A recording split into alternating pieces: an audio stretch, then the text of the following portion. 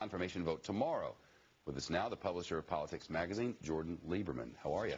Good to be with you. The town is rocking with these two stories today. AIG, I think the people concerned about AIG seems to be how they didn't tell us what was going on. They sure tried to hide it. Right, they sure didn't. I think that the best thing for the country, of course, was to pay in full, of course, the AIG clients, if that's what you want to call them. However, the sound of that is really horrific to all these people who are losing their jobs and their houses. So I think there was probably, conspiracy is a tough word, but there was probably an understanding that, hey, we probably shouldn't say that. And you could see that with the Fed asking the SEC to hide these documents. Is that legal? We'll find out. I think it probably may be. Because the thinking is that it might be legal to hide it from the public as long as you're not hiding it from the government, which is of, by, and for the people. But it's blurry, isn't it? Right, it sure is blurry. And what you're seeing is these congressmen really grandstanding right now, Democrats and Republicans. And what's interesting is that, the financial experts, and, if you want to call him Chris Dodd, he still knows what he's talking about in banking, and the Republicans, too. They're not saying much right now. It's really the kind of the backbenchers. What about the Ben Bernanke confirmation hearings? That's going to go through, right? It'll go through, and you'll see some angry Republicans especially, and perhaps a couple Democrats vote against it. At the end of the day, he is the best candidate for this job. Who says? Well, who says? I think the American people and the majority of the U.S. Senate will say so.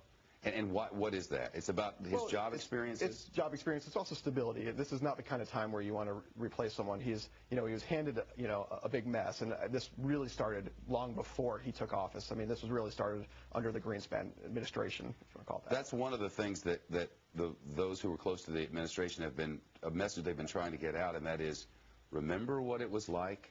Do you remember what it was like when we thought there was about to be a rush on the banks and the whole financial system was about to collapse? And you can see that with Geithner and Bernanke testifying. There's really, you can see almost they're rolling their eyes metaphorically, and they're looking at, I can't believe you're asking me these questions. We did the best thing for the country, and we weren't trying to hide anything, and I can't believe you're asking me such stupid questions. What can the president do tonight? And I've used the phrase sea legs again, but what can he do tonight to get some more people who voted for him back on board and bring some trust back? Well, he needs to bring back a couple core constituencies. And number one is the liberals. I mean, the liberal part, the Democratic Party, the Democrats of the Democratic Party, then the moderates. And he's going to have to play to both sides. He's not going to go out and say. You can be able to play to I'm not saying conservative Republicans, but he's going to have to say something about how we must have health care or else.